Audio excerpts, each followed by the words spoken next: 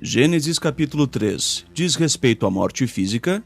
A serpente era o mais cauteloso de todos os animais selvagens que Jeová Deus havia feito. Assim, ela disse à mulher: foi isso mesmo que Deus disse, que vocês não devem comer de toda a árvore do jardim?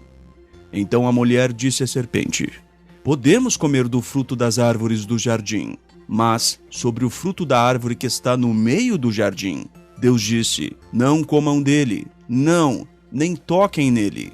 Do contrário, vocês morrerão. Então a serpente disse à mulher: vocês certamente não morrerão. Segundo diz Gênesis 3, do 1 ao 4. Certo defensor da doutrina da imortalidade da alma afirmou que o relato de Gênesis capítulo 3 diz respeito ao que ele chamou de morte espiritual, no sentido de perda da relação com Deus e afastamento dele. Assim, segundo tal defensor, a passagem não faz referência à morte física e nada diz sobre a existência ou não de uma alma imortal que sobreviva após a morte física. Mas o que Gênesis capítulo 3 tem a dizer sobre isso? Vejamos brevemente 2 pontos. 1. Qual era o conceito que o primeiro casal humano tinha sobre a morte? Em primeiro lugar, é preciso salientar que, até a conversa entre Satanás, a serpente original, e Eva, nenhum humano havia experimentado a morte. Assim, quando Deus mencionou a Adão que a desobediência levaria à morte e, posteriormente, quando Satanás afirmou a Eva que tal desobediência não incidiria em morte, o que o casal humano poderia entender do que significaria a morte? O único conhecimento que tinham da morte era da observação da morte dos animais, os quais, segundo as Escrituras, foram destinados por natureza à morte, segundo a Bíblia Pastoral.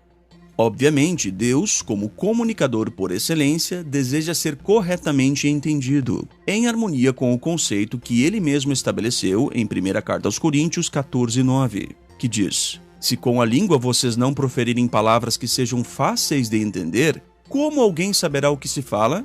Vocês estarão, na verdade, falando ao vento.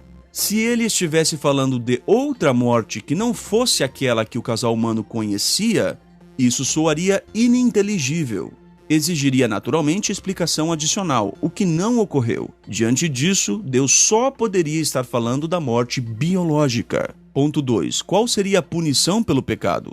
Jeová proferiu a seguinte sentença pela desobediência. Segundo diz Gênesis 3:19. No suor do teu rosto comerá pão, até que você volte ao solo, pois dele foi tirado.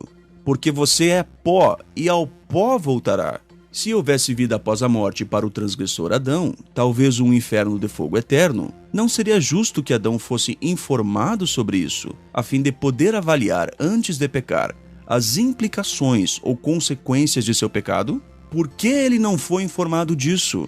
Simplesmente porque a penalidade que Adão sofreria por seu pecado seria a morte eterna, como cessação da vida que ele usufruía, e não uma vida após a morte em tormento eterno, ou uma sucessão de reencarnações para aperfeiçoamento, ou uma transmigração para outros corpos, ou ficar vagando sem rumo, ou etc. Se Adão tivesse uma alma ou espírito dentro do corpo, Deus não diria: você é pó, nem informaria que o homem simplesmente voltaria ao pó, algo de fácil compreensão para o primeiro casal ao ver a deterioração da vida animal. Sendo justo, Deus informaria as plenas consequências ao primeiro casal humano pela desobediência, como ele fez posteriormente, com riqueza de detalhes, ao avisar seu povo das consequências da desobediência, conforme diz Levítico, capítulo 26, Deuteronômio, capítulo 28 e 1 de Samuel 8, 10 ao 18. Assim, sem adentrarmos no contexto da Bíblia como um todo sobre o que a morte significa, podemos ver com clareza que Gênesis, capítulo 3, de fato diz respeito à morte como o fim da vida total, consciente.